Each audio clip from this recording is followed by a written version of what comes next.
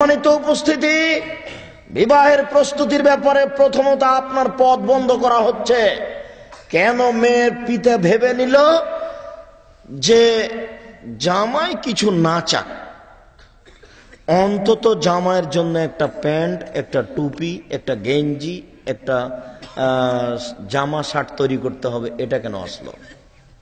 এই কথা এটা আসলো কোথা থেকে? বিবাহের দিন বরকে নতুন পোশাক দিতে হবে, মেয়ের পিতাকে নীতি কোথা থেকে আসলো? এই নীতির মুখে লাথি মেরে একে কবর দিতে হবে। মেয়ের পিতা জামাইয়ের জন্য এক গ্লাস পানির ব্যবস্থা করবে, এরকম কোন শরীয়তে পথঘাট বোঝা যায় না।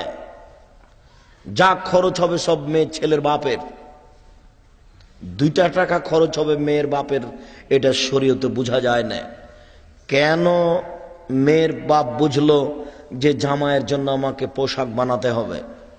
ঘড়ি তো বহু দূরের কথা, মোটর সাইকেল তো বহু দূরের কথা, যৌতুক তো বহু দূরের কথা। কাপুরুষ তুমি ভিক্ষা করে খাও, তোমার বাপ ভিক্ষা করে খায়, বাপ বেটা ভিক্ষা করে খাও, বাপ বেটা ভিক্ষা করে খাও। লজ্জা না থাকলে আরেক দেশে গিয়ে ভিক্ষা করো, লজ্জা থাকলে আরেক দেশে গিয়ে ভিক্ষা। এদেশে নারায়ণগঞ্জে ভিক্ষা না পাওয়া যায়, রাজশাহীতে চলে যাও,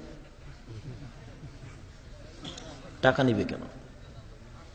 এই নীতিকে কবর দিতে হবে। মেয়ের পিতা কেন বুঝলো যে আমাকে পোশাক তৈরি করতে হবে? এই নীতি কেন আসলো, আসবে কেন? বিবাহের প্রথমে হলুদ মাখতে